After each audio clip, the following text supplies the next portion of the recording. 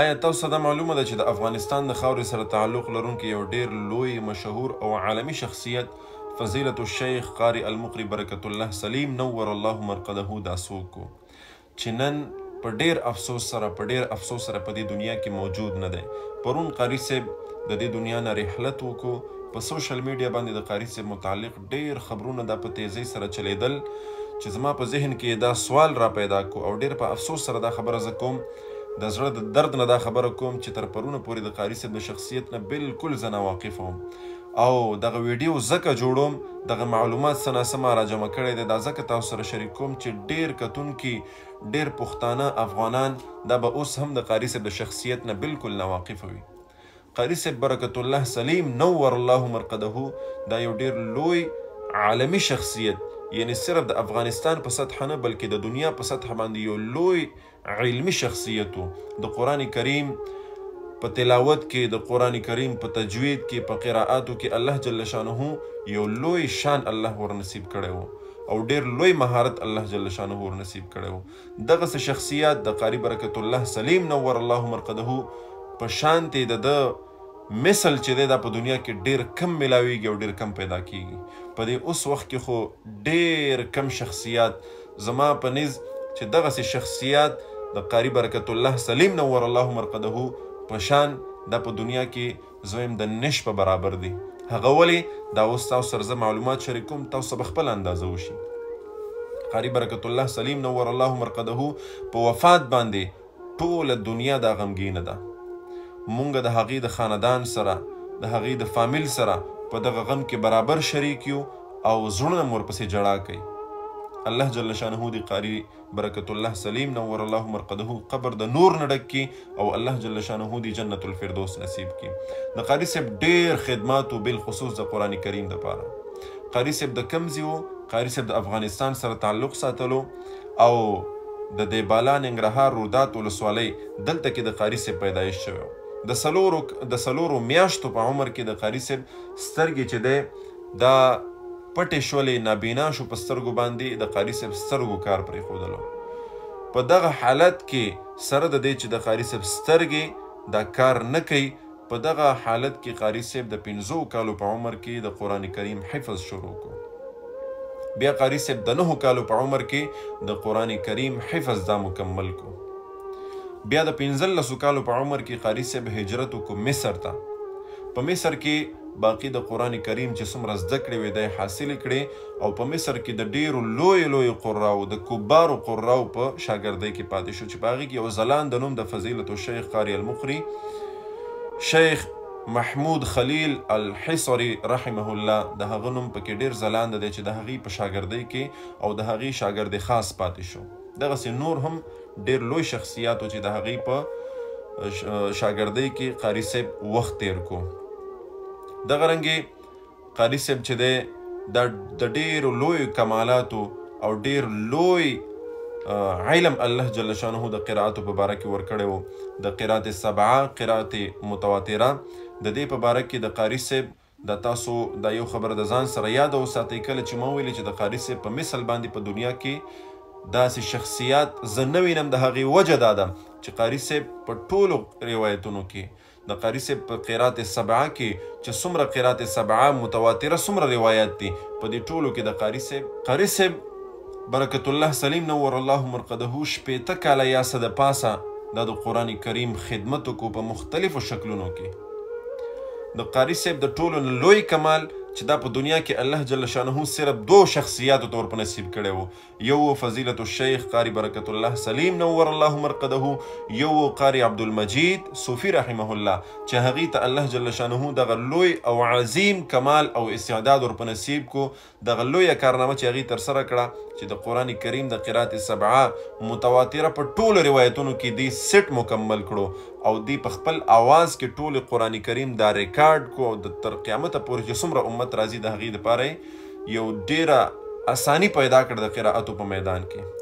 دا یو ډیر لوی کمال چې الله جل شانه فضیلت الشیخ قاری برکت الله سلیم نور الله مرقده ته ورپه نصیب کړو چې په دې باندې موږ ټولو ته فخر او ویاړ پکار دی. دویمه خبره ده چې قاری صاحب په ټوله دنیا کې یوازې په افغانستان یا په یو خاص ملک کې نه بلکې په عالمي سطح باندې قاري صاحب په خپل ژوند کې 12 د قرآن کریم مقابلې وکړې، په دې کې حصه واخیسته. په هغه 12 کې 8 مقابلې چې دي دا قاري صاحب په خپل نوم کړی او په دغه 8 کې اول پوزیشن قاري صاحب حاصل کړو. سبحان الله، دا د قاري صاحب شخصیت و. د دې سره سره الله جل شانه ورته یو ډیره قوي حافظه ور په نصیب کړې وه. قاري صاحب خپله د ډیر شی کتابونو مصنف هم دی، د قرائت د تجوید په میدان کې ډیر شی کتابونه لیکلي.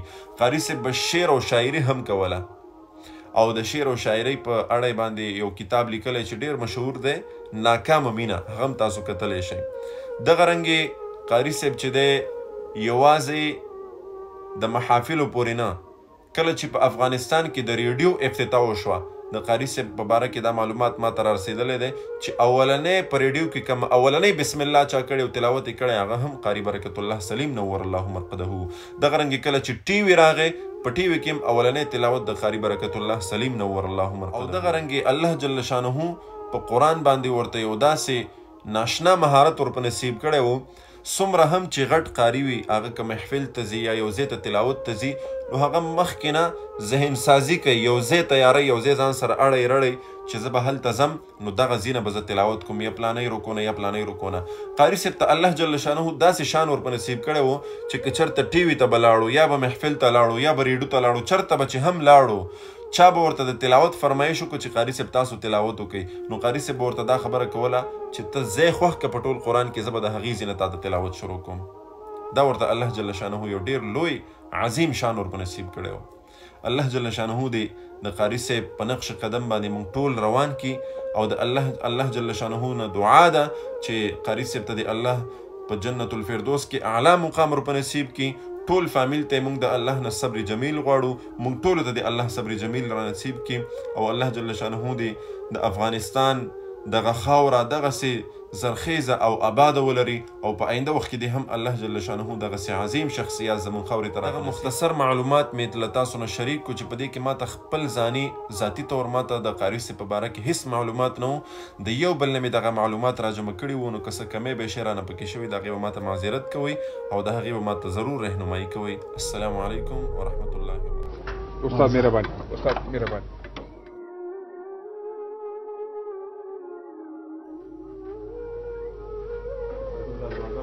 مهرباني وروره. استاد نو ان شاء الله دا مرکه به ټول ستاسو په ژوند باندې، ستاسو په هڅو باندې، ستاسو په کارونو باندې به ان شاء الله توکل په خدای څه تصمیم دی او چې څومره تاسو هغه هڅې او ناویلې ډېرې دي ستاسو د ژوند په اړه استاد، ډېر داسې ناویلې خاطرې به راته وایي چې تر اوسه دې ویلي نه او هېچا اورېدلي نه په خیر سره.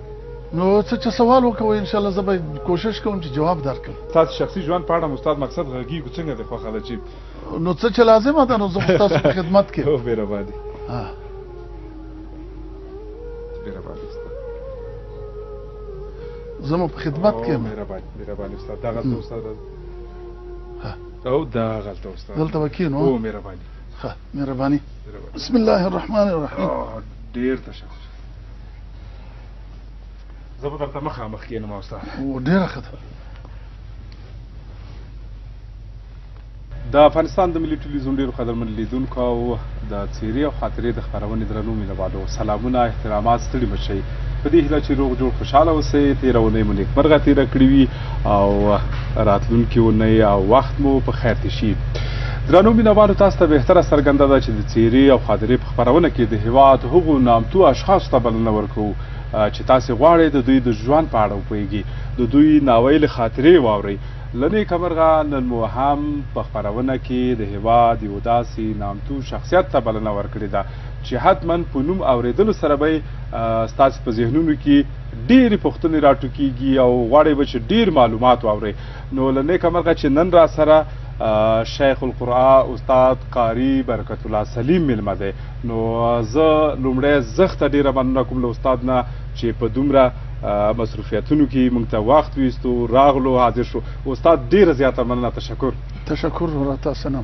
استاد لکه څنګه چې ما په خبرو کې ویل د څېرې او خاطرې خپرونه نو ټوله ستاسې په ژوند باندې متمرکزه ده، ستاسې د ژوند په اړه به هغه ناویلي اورو چې دوستان ورته په تمه وي. راځئ لومړی دا ووایو چې تاسې د هیواد د کوم یو ولایت سره اړوند دی کوچنیوالی مو کوم ځای کې تیر کړی دی که دوستانو ته په دې اړه معلومات ورکوئ. تشکر ورا زه خو داسې احساس کوم چې د هر ولایت خلک داسې دي لکه په همغه ولایت کې چې زه تولد شوی یم ځکه مور سره محبت لرم ولې بیا هم هغه زیږېدنه او هغه ځای د ننګرهار ولایت دی د هسکې مینې ولسوالۍ او د دولت خیلو د کلي یم.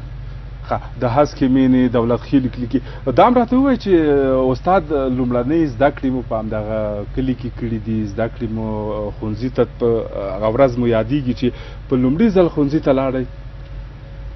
بلې څنګه نه زه به درته عرض وکړم چې په هغې وخت کې نو ما خو قرآن حفظاوه او خپل والد صاحب محترم مرحوم د ما سره دا زحمت ویسته چې تر ډېره حده یې را سره زحمت ویست او زه یعنې یو څه نږدې حافظ شوی وم. بیا د هغې نه وروسته لاړم یو مدرسې ته چې هغلته مې د ترجمې او دغه کوشش کاوه د فقه کوشش کاوه چې هغې ته نجم المدارس وایي او بیا هغلته پاتې شو. او څومره د زده کړې دي یعنې دیني علوم دې کړي دي په عمل تاسې؟ د دیني علومو معیار خو اوس نه معلومیږي خو زه به دا ووایم چې البته د 12 او په خپله د لیسانس نه فارغ. او کله چې کوچنی وي طبیعتا کوچنیان ډېر شوق وي چې بیا ښوونځي ته ځي هم شوق وي مدرسې ته چې ځي هم شوق وي. د ټنبلو شاګردانو په اړه دا تاثر دی استاد وایي چې دا په مدرسه کې وي او که هم په ښوونځي کې وایي د کتار اخیر کې کښېني ځکه چې شوق وي تر هغې د استاد نه پټي خپله شوق وي څنګه وي په کوچنیوالي کې؟ نو زه نشم ویلی په کوچنیوالي کې کله شوخي او کله شوخي نه وي دغه به راته معلومه نه وي. نو کاش کې زما دوستان ما ګوري چې ما به شوخي ډېره کوله او که ارامتیا به مې ډېره وه خو دومره ویلی شم چې د خپلو درسونو ډېر شایق وم او شوق را سره و. نو انسان چې خپله کوم عیب لري په هغې نه پوهېږي د دې په وجه زه خپله فیصله په خپله نه کوم.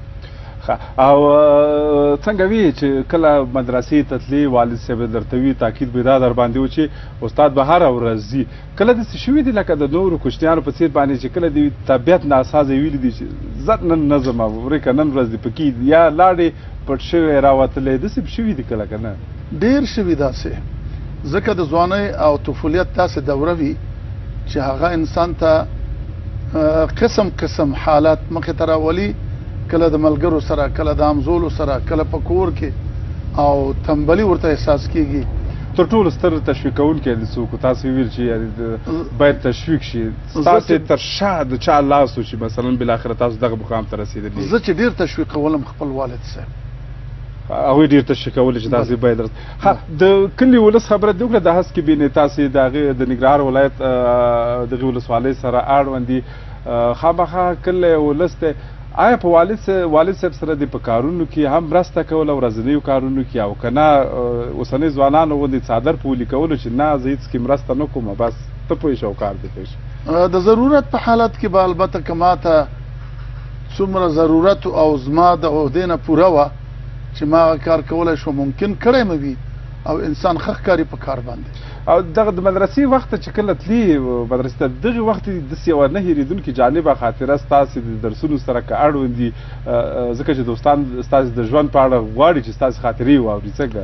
نو زه به درته ووایم او د تشویق خبره تاسې مخکې وکړه ما سره والد صاحب و دغلته او دا عجیبه جالبه قصه ده. نو په هغه وخت کې د جوزا میاشت و که نه امتحانونه به د جوزا په میاشت کې اخیستل. بله. او په دغه وخت کې نو داسې یو وخت و چې د شپې یو ساعت و غلطه ساعتونه داسې و چې کوک کېدل به دغه ساعت ما سره و یو ماشوم رانه کش که او بیرته چې را خوشې که دا بند داسې و چې هغه کشکي بند و دی را خوشې که او زما په دې لاس چې ولګېده نو ساعت بندول جر شو ودرېد چې ودرېد ډېر په تشویش شو موټر هم یو ورځ رانغله ځکه چې اوبه ډېرې وې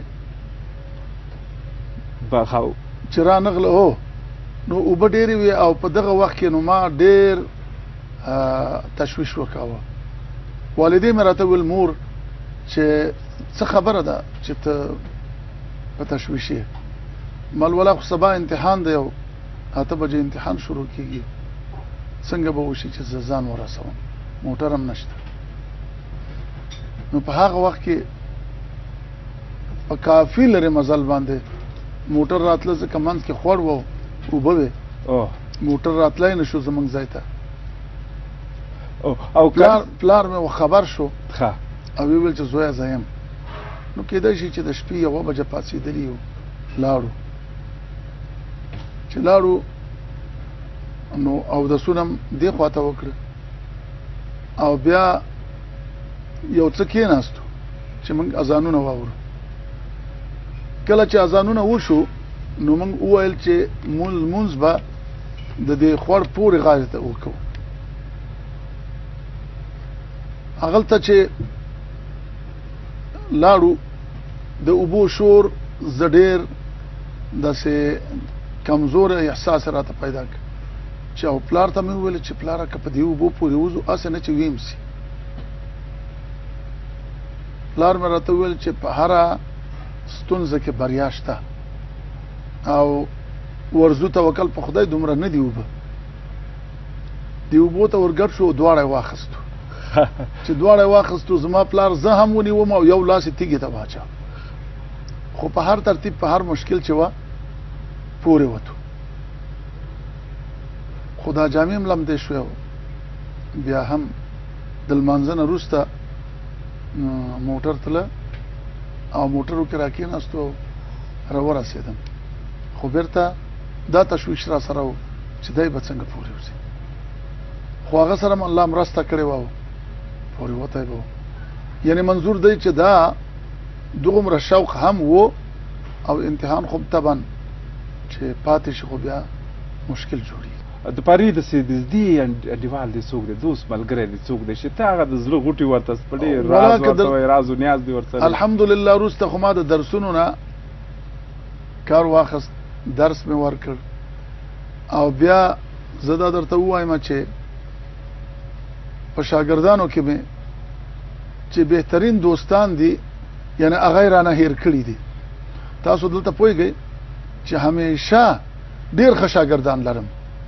بله مثلا په اوسنیو شاګردانو کې چې د قرائت لحاظ هم ډیر ښه دي شته ولې د ما سره چې پاتې دی او همدم او مکمل پاتې دی تر یو مودې پورې قاری امان الله احمدی پاتې شو ولې په هغه وخت کې هم قاری ضیاء الحق من قاد د ما سره وو چې تر اوسه پورې د پاتې دی او زه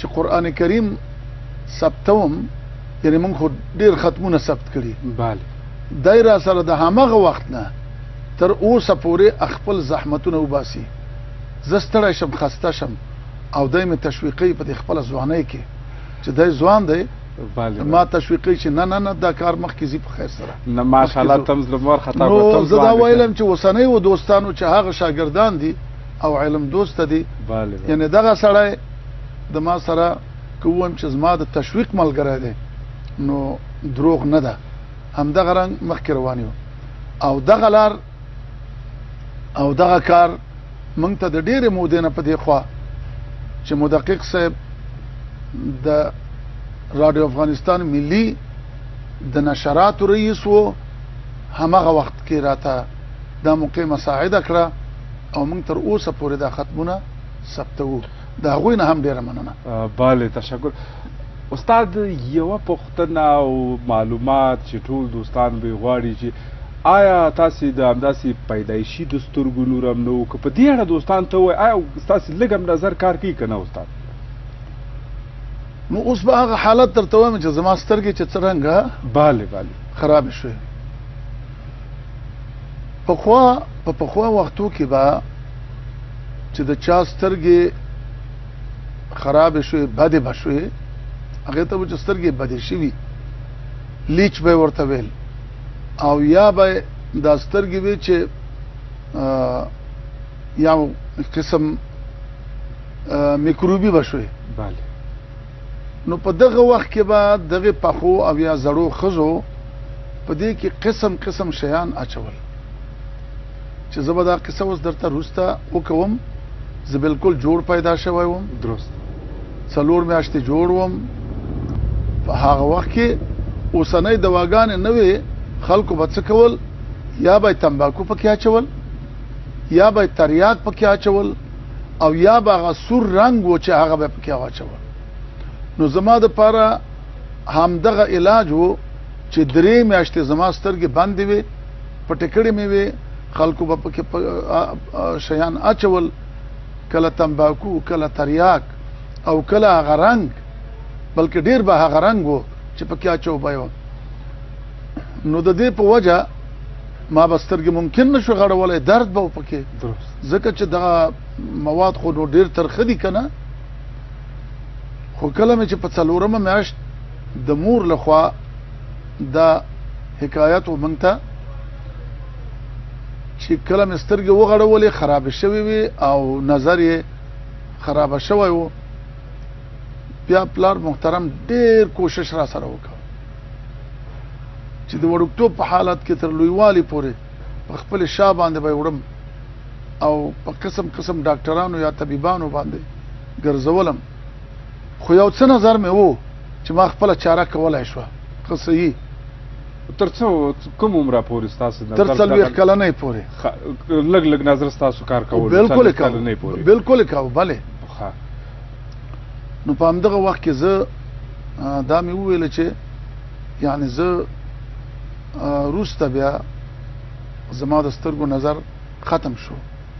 اگر چې ما د دې سترګو علاج د پاره ډیر کوششونه وکړه، امریکا ته هم لاړم او آلتمم په قسم قسم ډاکټرانو باندې علاج وکاو. دا غوی څخه مې علاج وکاو چې هغه ماشین خپل اختراع کړی وو، ډاکټر فولکس نومېده. درسته. او هغوی دا ماشین اختراع کړی وو او په هماغه ماشین باندې ما ته کورنیا بدله کړه. ولې بیا هم هغه څه چې خدای کوي هیڅوک د هغې مخه نشي نیولی. استاد د 40 کلنې پورې یعنې تاسو کولی شو چې ولولئ څوک په دقیقه ډول خو نظر هم کوو همدغسې وه؟ د ډېر نږدې نه مې لوسته، خو څرنګه چې زما زړه ډېر خفه کاوه نو د لوستلو نه مې ډډه کوله او ما د خپلې حافظې نه کار واخیست. استاد تر 40 کلنې پورې د سترګو نور کار کولی شو، خلک هم په دقیق ډول پېژندلی شو. کله چې بیخي د سترګو نور لاړو څه ډول احساس هم کولو چې مخکې خلک پېژندل، د څه ستونزو سره مخ شوې او څه ډول دې وکړه چې یعنې تاسې د سترګو د نور بې پرته تاسو د خلکو دپاره یوه بېلګې چې تاسې دومره یو ستر مقام ته ځان رسولی دی، څه ستونزو سره بیا مخ شوئ؟ زه به دا درته ووایم چې ما بهتره همدا ګڼله چې زه باید حافظ اوسم د هر څه. په هغه وخت کې مې چې نظر هم و او لږ څه نظر مې هم و نو لوست نه ما کار نشو اخیستی. د لیکو لوست مشکل راته ډېر زیات و، ګرچې پوهېږم په ټولو املا او انشا او په ټولو شیانو باندې که څوک را سره اوس ووایي ورته ویلی شم چې دا کلمه داسې لیکل کېږي، دا کلمه داسې لیکل کېږي، دا حرف داسې لیکل کېدی شي، دا حرف په دې کلمې کې ځای لري او باید داسې ولیکل شي، او کلمې څرنګه جدایي باید پیدا کی، دا ټول او په کلمو کې حروف باید څنګه ولیکل شي چې خپل هغه ضربونه د آواز کنه درست هغه سره لري شي. خو په خپل باندې خو ما درته عرض وکاوه چې زړه راته خافه کاوه، یعنی د حفظ د 10 دقیقو وخت به زما ضایع کاوه، مطالعه البته 2 ساعتونو، خو بیا به هم تکلیف و. نو د دې په وجه باندې الحمدلله څه شیان مې چې حافظې ته وسپارل تر اوسه پاتې شو، او که لیکو لوست وای خو اوس به څه نه وای. دا د هغې څه برکت دی چې د الله کلام دی او دا کتاب دی چې دا ما په صحیح توګه په مصر کې د مصري استادانو د خوا قرائت کړ. بله استاد دلته زه یو بله خبره کومه چې زیاتره موږ تاسو په هیواد کې لیدلي دي اورېدلي وي چې ډېر کسان په ناخوالو کې د دوی د بدن غړي د لاسه ورکوي، ستونزو سره مخ کېږي، بیا دوی هغه خپله یو دم ناهیلي کېږي، هغه ژوند ته پاملرنه نه کوي، خپله مبارزه د لاسه پرېږدي. کله چې تاسې مثلا د سترګو نور لاړو آیا لاس تر زنې کېناستل چې اوس به څه کېږي که نه خپلې مبارزې ته مې ادامه ورکړو او څه ډول وکولی شول؟ تشکر. زه به دومره درته ووایم څوک چې ناهیلي کېږي اصلا هغوی په دې طبیعت کې نه دي چې دا زندگی د دې باور شی دی چې د زندګۍ نه کار واخلم. په هر حالت کې که یو اعضا سړی د لاسه ورکوي نور اعضا خو فعال وي، نو انسان که لاس د لاسه ورکوي خو بل لاس فعال دی، که دواړه لاسونه د لاسه ورکوي نو سترګې فعالې دي. من کولی شو چې ناهیلي نشو او باید په الله توکل وکړو. دومره به درته ووایم چې زه دا درته ویلی شم چې ما الحمدلله ټول شیان لوستي وو. زه تقریبا 20 کلن یا 20 کلن وم چې زه خپل وطن ته راغلم او د قرائت چارې مې درسته کړې. چیرته وې دې نه مخکې؟ مصر کې وم. ښه زده کړې دې کولې؟ بله بله. ښه استاد هغه عمده مشکلات چې دي مخکې خلک لیدل اوس څنګه کولی شي مثلا موبایل استعمالول یا خلک پیژندل یا په ښار کې څه کومو ستونزو سره یا مخ یې که نه یې مخ ورسره؟ د ستونزو نه خو هیڅ انسان نه وي خلاص، ولې موبایل خو ډیره یو اسانه خبره ده. نو موبایل باندې کار کوم او زما دا موبایل چې دی دا سافټویر شوی دی، خبرې کوي او نوم هم راته وایي او همدغسې هر چا ته مې چې ضرورت شي نو مې ثبت وي او هغه ته تلیفون کوم. تلیفون کوي هغوی ته. حفظ دې که دا راته ووایي چې د حفظ یادونه تاسو په خپلو خبرو کې وکړه، حفظ دې په څو کلنۍ کې وکړو؟ 2 کاله او 8 میاشتې. 2 کاله او 8 میاشتې کې تاسو حفظ وکړو. د حفظ نه وروسته بیا نو تاسې عمل ته په دغه کې وایي که کابل ته راغلې د نور زده کړو؟ کابل ته خو زه وروسته راغلم. کابل ته زه راغلم په 1452 کال په سر کې او بیا د هغې وروسته تر اوسه په کابل کې چې ما د راډیو افغانستان سره په اطلاعات کلتور کې مقرر شوم او د راډیو افغانستان سره ما همکاري درلوده. د دې نه وروسته یعنې د دې نه مخکې وبخئ د دې نه مخکې زه راغلم چې کله راغلم نو یو سلسله مشکلات ما درلوده. راغلم او دا خلکو راته ویل چې د افغانستان د دارالحفاظ شهادتنامه هم باید ته ولرې. نو 1.5 کال ما په دې ځای کې په جلال آباد کې هم تیر کړ د دې په خاطر باندې چې د جلال آباد کې د دارالحفاظ شهادتنامه هم ترلاسه کړم. ولې د هغې نه مې کار وانه خست. دا د الله د کلام فضل و برکت و چې همداسې چې کابل ته راغلم امتحان هم ورکه 3 نفر وو. درست. امتحان هم ورکه او زه پکې کامیاب شوم چې د 1 نفر کمبود و او بس په اطلاعات کلتور وزارت کې د تبلیغاتو شعبه کې مقرر شو چې مولانا صاحب بشار او مولانا صاحب کشاف، مولانا صاحب معین الدین برهانی، مولوی صاحب امین الله حلیم، دا کسان لایس صاحب او دغه کسان وو چې دوی آلته د تبلیغات په شعبه کې دینی شعبه وه او آلته مو شروع کار او د راډیو افغانستان سره هم همکاري شروع کړله. نو تر اوسه پورې دا لړۍ په همدې شکل روانه ده. استاد لکه د خوښۍ د شخصي ژوند ته به دې راشو که اجازه موږ ته راکوئ څنګه د خوښه ده؟ دا اوس هم شخصي ژوند و، مهرباني وکړئ ادامه ورکړئ. او ډېرو خلکو نه چې د واده په اړه پوښتنه کوي که نه هغوی بیا وایي چې نه مخکې نه موږ ته وایي دا پوښتنه به رانه نه کوي. استاد راځي دا راته ووایه چې په څو کلنۍ کې د واده وکړو څو ودونه دې کړي دي؟ ممکن ما په 22 کلنۍ کې اول واده کړی وي. 2 ودونه دې کړي دي یعنې تاسې چې او خو د مریضۍ په وجه باندې هغوی خپله دا اجازه راکړه چې تاسو 2 واده وکړو. څنګه د ژوند دې څنګه تېرېږي؟ نو بیا خو هغوی وفات شو او الحمدلله اوس د دې یو سره خود ښه تېرېږي.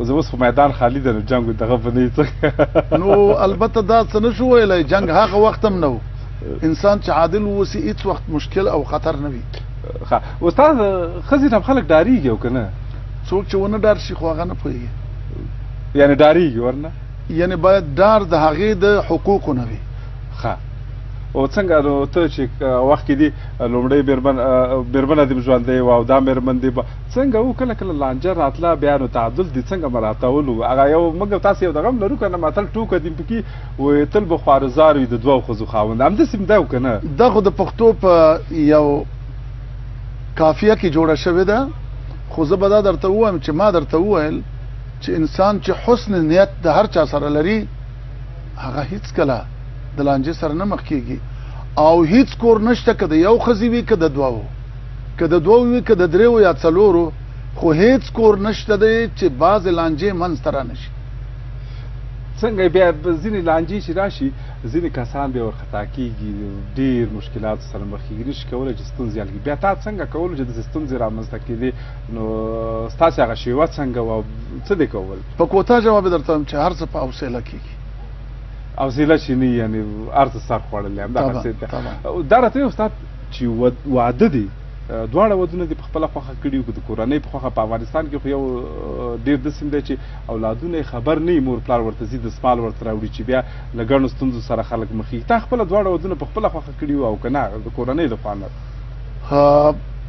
ما اول واده هم داسې کړی و چې که خوښ مې نه و بد مې نه راته او د پلار د مور و پلار فیصله چې وي په هغې کې چې زوی او یا لور انکار وکړي زما په نظر دا د کور سره جفا ده او دوهم واده مې البته زما په خوښه او د ټولو په خوښه کړی داسې ماین وي او که نه داسې درته ویل شي څه رقمه خبره وه عاشق وي چې د پای دا خو د ماین موضوع ډېره اسانه شوې دا خو نه وي خو دا په هیچا کې هم نه وي خو ماینتیا فقط څو ورځې وي دا به زه درته وایم د خلکو ته وایم د دې په خاطر چې که تجربه ولري دا ماینتیا څو ورځې وي بیا نور ټول وخت جګرخوني وي نو زه به دا درته وایم چې هغه د خوښې موضوع ته څوک ماینتیا نشي ویلی چې هغه خو چې وپېژنې که نه درسته کړه وړه یې وپېژنې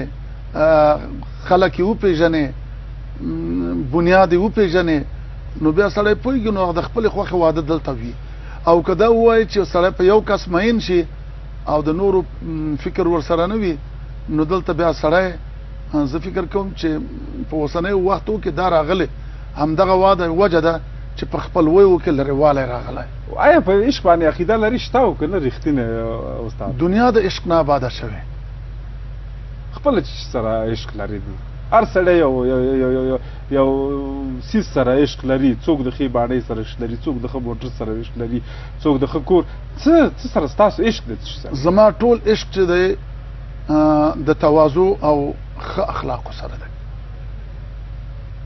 او دا راته وایي استاد څو اولادونه لرئ زه 10 اولاده لرم او ټول دي د لومړۍ ښځې د دي نه د دواړو نه دي د دواړو نه دي څه کاروبار کې اولادونه دي درس وایي هغوی په کومو دندو بوخت مکتبونه یې هم ویلي او حفظ د قرآن هم کړی ټول اولادونه دي حفظ د قرآن بلې استاد دا راته وایي چې په دې مېرمنو کې درته لومړۍ مېرمنه ګرانه وه که دویمه مېرمنه ډېره ګرانه وه ما درته مخکې ویلي چې انسان چې حوصله کوي او عدالت ورسره وي نو ګرانښت البته زه نشم ویلی د هغه چا لخوا وي چې هغوی ښه کړه وړه ولري نو زه د دې په وجه یعنې که دا درته وایم ما ته تاسې هم ډېر ګران استی چې خبرې را سره کوئ د دې وجه دا وي چې انسان باید ټول خلک د ځان دپاره با ارزښته یعنې با ارزښته ګران ولري نو د دې په وجه چې د انسان دغه کردار باید داسې وي چې د یو زمان او یو وخت سړی نه وي څو ورونه لرئ استاد موږ 5 ورونه وو 2 ورونه مو وفات شوي دي او یو خور لرو او 3 ورونه الحمدلله حیات یو او په دې والد صاحب ته په دې زامنو کې کله کله کنه یو زوی فرق خو نشي کېدی خو هغه د ګرانه خبرې په دې چې د احترام خبرې تاسو کې کوم یو ورور ډېر پلار ته ګران و؟ زه به درته رښتیا ووایم چې د قرآن عظیم الشان په خاطر باندې زه په پلار ډېر ګران وم، نور به نو ټول اولادونه په ګران وو. قدرمن لیدونکو استاد بلا ډېرو د افغانستان ولسمشرانو سره نږدې ناسته ولاړه کړې ده، د هغوی د طبیعتونو د دوی د نور شخصي ژوند په اړه هم ګڼې ډېرې پوښتنې شته چې استاد به حتما معلومات راکړي. استاد خوښه ده یوه لنډه دمه به واخلو، تر دمې وروسته به راستانه شو، نو زه لنډه دمه اخلو بیا راستنېږو. د څېرې خاطرې د خپرونې درنو مینهوالو بیا هم درته هرکلی وایو.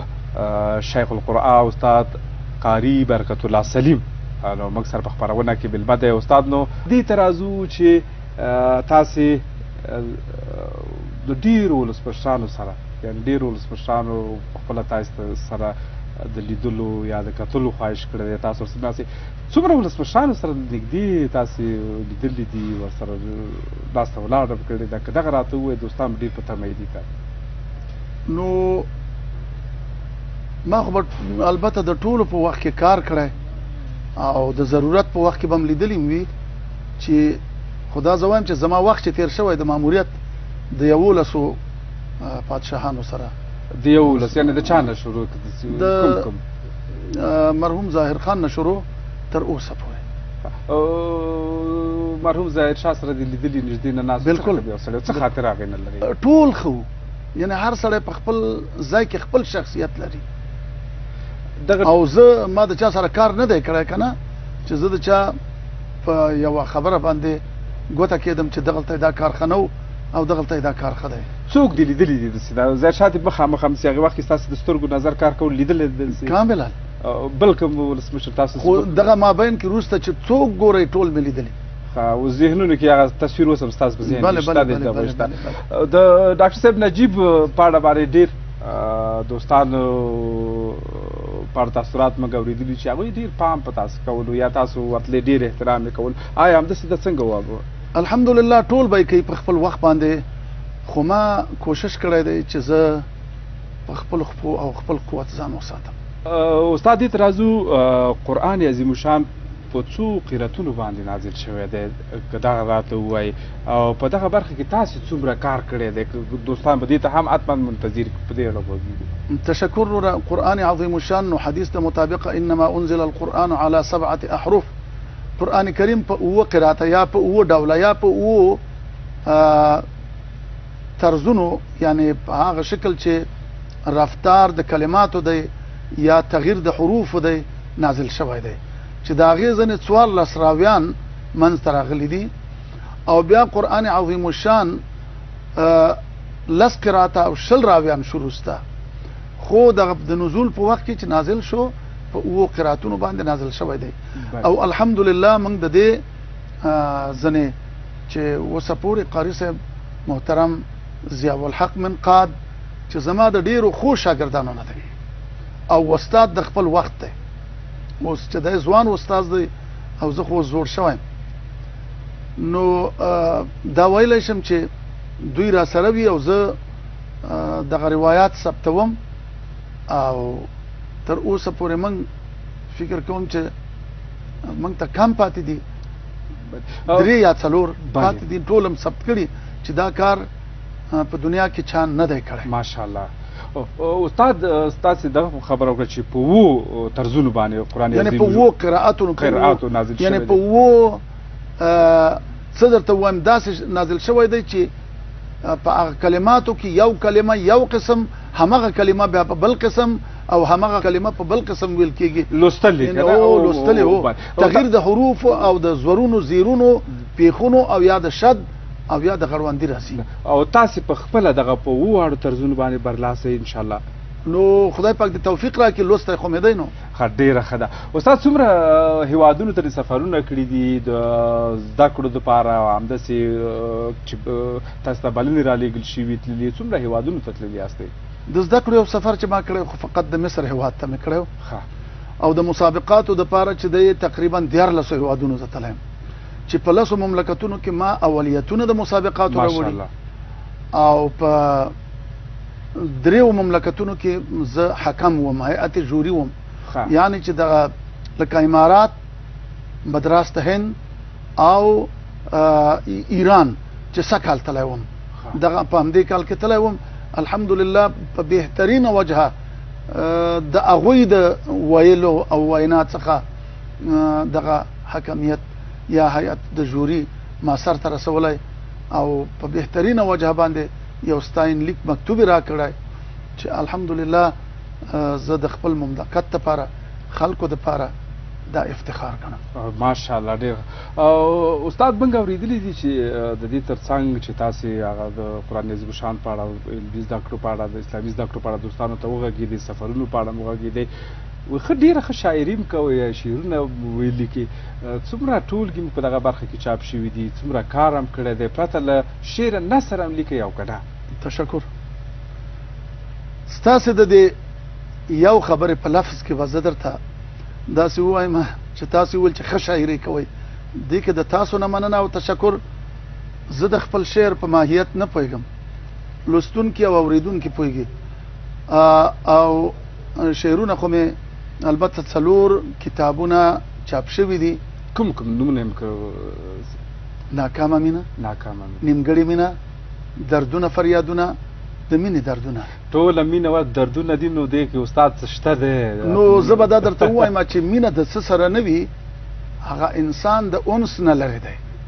ته پوهېږئ چې دې انسان ته چې انسان وایي دا د انس څخه اخیسته شوی دی، او انس چې دی وایي الفت ته، او الفت چې دی تړلی په محبت باندې دی. نو زه دا ویلی شم چې آی کاش کې د ټولو انسانانو سره الفت وای او دغه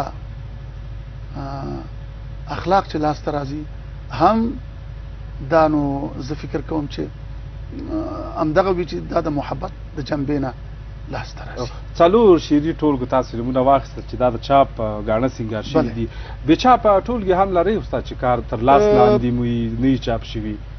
ما چې هره ټولګه چاپ کړې ده البته د هغې شعرونه زیات دي، نو د دې په وجه باندې دغه مې که چېرته جوړه کړې وي پوره شوې به نه وي. هیوادونو ته خو ډېر سفرونه کړي، تاسې وویل چې په ډېرو هیوادونو کې تاسې تقدیر شوي مئ. هغه مشخص تقدیرونه چې په افغانستان کې بیرون تاسې شوي او د کومو لارو نه، مثلا کوم څومره تقدیر شوي د کومو هیوادونو د لوري؟ تشکر وروره. افغانستان خو مې خپل وطن دی او د ځان دپاره هر قدم چې اخلم د ځان دپاره ویاړ او تقدیر ګڼم. او په نورو مملکتونو کې چې تقدیر شوی یم 2 کرت په سعودي کې، همدغه رنګ په ایران کې، په اماراتو کې او په هندستان کې، بنگلاديش کې. دا ویلی شم چې 10 هیوادونو کې زه تقدیر شوی څه چې بالکل اولیتونه مې اخیستي. په مدراس کې مې د استادۍ لقب واخیسته چې تر اوسه الحمدلله په خپل ځای قایم دی. او زه دا نه وایم چې زه تکړه وم، ممکن د هغه جوري هیئتانو شفقت او خلوص نیت و چې د ما سره کړی دی، او د مسلمانانو د وطن دعا به را سره وي. په هغې وخت کې مسابقات ډېر سخت او ډېر حق په حق رسېده. اوس خو نو که څومره د علم لپاره هڅونه هم کېږي، خو دغومره بعضې وخت خلک د مبالغې او زیادت نه هم کار اخلي. استاد څه شی د ډېر خوښېږي خوراکونو کې؟ کوم ډول خوراکونه دې خوښېږي؟ او کله پخوا داسې شوي دي چې پورته شوی په خپله د یو څه شی جوړ کړی، دا شته چې شی پخولی شي که نه؟ بله. که د خوراک پسې وګرځو چې څه شی مې خوښېږي نو دا عجیبه جالبه وي، ډېره جالبه خبره ده. نبی اکرم صلی الله علیه وسلم ته به چې په مخ کې هر شی و، هغوی به اول ډېر تعریف وکاوه، بیا به یې هغه شی میل کاوه او نوشیجان. نعمتونه خو ټول دي، په نعمتونو کې بیا ګران نعمت. زه خو دا فکر کوم چې زما هم او دا به د ټولو انسانانو عادت وي چې هر هغه شی چې ښه پوخ شوی وي او په چا باندې د چا په خولې او اشتیا باندې ښه ولګېد، همغه شی به په همغه ساعت کې خوښېږي. او بعضې وخت عادت وي چې هغوی یو شی خوري خو دا اشتهاور شی خو تاسو پوهېږئ چې د ټولو شیانو سره پخوا کې دا سلاتونه چې دي دا اشتها زیاتوي نو زه دا نشم ویلی چې زما به خوښه چې شی وي هر څه چې وي په هغې شکر کوم او خپل هم کله دې هڅه کړې ده چې شی پوخ کړي چې په زړه دې راورېدلی چې ولې په کرتو باندې په سفر کې خو انسان ډېرو شیانو ته مجبورېږي څه شی ښه پخولی شي نشم ویلی چې څه درته ووایم اوس چې بیا کومه ورځ موږ مېلمانه شو درشو که نه زه اوس خلک شته دی اوس خو زه سپین ږیری یم انشاءالله چې اولادونه یې پخوي نو زه به دومره ووایم چې که ماته ضرورت شو زه به هم درته خپل خدمت وکوم تاسو به یې وایئ موږ به پخوو انشاءالله که د مطالعې د کتابونو په اړه دې ویل چې هغه ستاسې تر لاس لاندې کوم کتابونه پاتې دي چې تاسې بشپړول غواړئ تر لاس لاندې به کار لاندې دي څه دي هغه کتابونه البته د تجوید بعضې کتابونه دي چې هغوی هغه کتابونه ما نوشته کړي دي په دوه ژبو باندې هم نوشته کړي دي خو څرنګه چې د فروش حالت په اوایلو کې په کابل کې ډیر زیات و او ولایاتو ته رسیدګي مشکله وه نو افسوس په دې کوم چې ما په فارسي کې لیکلي دي د تجوید کتابونه او دا چاپ شوي هم دي نو ای کاش دا په پښتو کې هم بعضې کتابونه چې پاتې دي چې هغه پوره شي لکه برکت الباری فی شرح الجزري دا په فارسي کې موجوده ده او ډېر خلک استفاده کوي تنه حتی په پوهنتون کې مکاتبو کې په مدارسو کې استفاده کیږي برکت التجوید په پښتو کې وو په فارسي کې هم خو بالکل اوس په ټول افغانستان کې شته دی د دې هم ضرور ده په پښتو کې وو خو لکن اوس ورک شوی دی غواړو چې دا بیرته زیات کو تر څو ولایاتو ته لاړ شي درسته او همدغه رنګ زیورو تلاوت چې بالکل نه دی ترجمه شوی په پښتو کې نو د دې هم خو نو زه په خپل باندې د لیکنې نه عاجز یم او داسې څوک پیدا شي چې دا ترجمه کړي څومره شاګردان به دې استاد روزلي نو زه به درته داسې عرض وکړم چې یو سړی چې په خپله شاګرد وي یعنې انسان هر معلم چې تر عمر د آخره پورې یعنې آخر د عمر پورې شاګرد نه وي که د بل چا شاګرد نه وي خو د ځان شاګرد دی وي او د پښتنو شاګرد نه وي نو هغه معلم نشي پاتې کېدی نو زه اوس ځان ته ویلی شم چې زه په خپله شاګرد یم لا د شاګردانو خو الحمدلله به دومره درته ووایم چې هغه چې بالمثل مستقیما زما شاګردان دي خو یو مدرسه لرم چې هره ورځ 1400 شاګردان په دې کې درس وایي تاسو مدرسه مسؤلیت ستاسو په غاړه دی بله الحمدلله دا صدقه جاریه روانه ده چې په دې کې منظم یعنی نور هم شته لکن منګه کوتا او هغه په فارسی کې چې وایي مش نمونه خروار دا مو درته ویل نور هم هڅونه کوو چې زمونږ مدرسې الحمدلله په صحیح توګه زیات شي او پرمختګ وکړي او مخکې لاړ شي تر څو د قرآن عظیم الشان او تجوید زده کړه په ښه توګه وکولی شي خبره دلته ده چې اوس تاسو ووایئ چې زما د دغه ثبت شوو درسونو نه ډېرو خلکو ماته ویلي چې ما قرآن حفظ کړی د دې حساب به څوک وکړي نو د خدای نه رضا یم په دې چې که زه ووایم چې ما خدمت خو هغه څه چې لازمه ده ونه کړی شو خو د خدمتونو امیدوار یم چې ویې کوم چې د قرآن لپاره یو څه وکوم اگر چې ما خلک وایي چې خدمت ته کړی خو زه قانع نه یم او بسنده په دې باندې نه یم الله نه توفیق غواړم استاد له نن څخه شاوخوا 10 کاله پخوا چې زما لږ لږ یاد ته راځي یو مسابقه شوې وه د قرات تاسو پکې لومړی مقام خپل کړی زه غواړم چې همدغه کیسه تاسو په خپله ژبه راته وکړئ او دوستان هم تر څو خبر شي تشکر مسابقات خو ډېر شوي خو دغه مسابقه په عربستان سعودي کې وه او اوله مسابقه هغه وه چې بیا د دې حالات په دومه مسابقه کې هم تکرار شو چې زه وم او مرحوم عبدالباسط هم و دا په 50 کال کې تېره شوې وه 50 او چې بیا حکمان په هغې باندې سره برخلاف شو د مډال جایزه یې ماته راکړه او نغدي هغوی واخیسته د هغې نه وروسته بیا په تکرار د عربستان سعودي کې چې په 4 کال کې بیا یو مسابقه وشوه او هلته هم الحمدلله بیا مې هم هماغه مقام ترلاسه کړ. نو په دغه وخت کې بعضې قراو صاحبانو دا وویل چې نو د ده راتګ ته څه ضرورت و، خو یو کرت ته دلته موافق شوی و او بیا څه اړتیا وه؟ او څرنګه چې د عربستان سعودي قانون و چې په کوم کال کې مسابقه ورکړي نو قاري په بل کال کې نشي تلای. نو زه خو نه پوهېږم چې 10 کاله وروسته تللی وم او که څومره وخت، یعنې ډېر وروسته تللی وم. نو د دې په ورځ وخت باندې چې ارزیابي کړه ویل چې دا یې حق دی او دا یې په خپل وخت کې راغلی دی. بله. او د روژې مبارکې میاشت کې زیاتره چې ما دوستان اورېدلي دي د بهرنیو هېوادونو نه په ځانګړي ډول لندن افغاني هلته چې کوم افغانان دي دوستان دي تاسو ته زنګ وهي دعوت درکوي هلته تاسې ځئ. که په دې اړه ووایي چې څوک دي دا خلک چې تاسې هلته ځئ تاسې ته بلنه درکوي او دومره مینه تاسې سره لري؟ خدای پاک دې دوی ښه لري. او زه په دې خبره باندې دا به درته ووایم چې ډېره موده کېږي چې زه بیرون ته دعوتېږم د خلکو افغانانو لخوا او په هغې کې عرب او عجم وي او هلته ختم کوو او ولاړ وي، د هغوی ځینې حظ اخلي، خوند اخلي او مزې اخلي. نو د دې په وجه باندې زه بیرون دعوتېږم او ځم.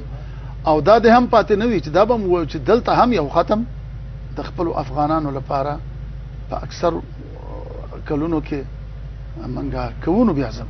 استاد تاسې د هېواد ډېرو ولایتونو ته ځئ، ډېر هېوادوال ستاسې له غږ، ستاسې له نوم، ستاسې له څېرې سره اشنا دي، ټول هېوادوال در سره ډېره مینه لري.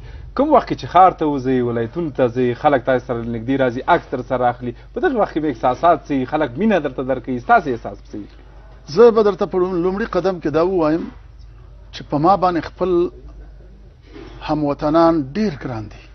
همدغه وجه ده چې زه په ګران یم. او کنه نور خو مې دوی دپاره چې شی نه دی کړی چې زه به ګنې کوم ویاړ د ځان دپاره ویم، مګر دوی د آباد اوسي چې دوی خپله احساس د مینې ښایي.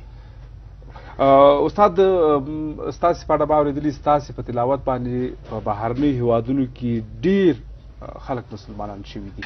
په دې اړه زه غواړم چې تاسې په خپله خوله راته ووایئ.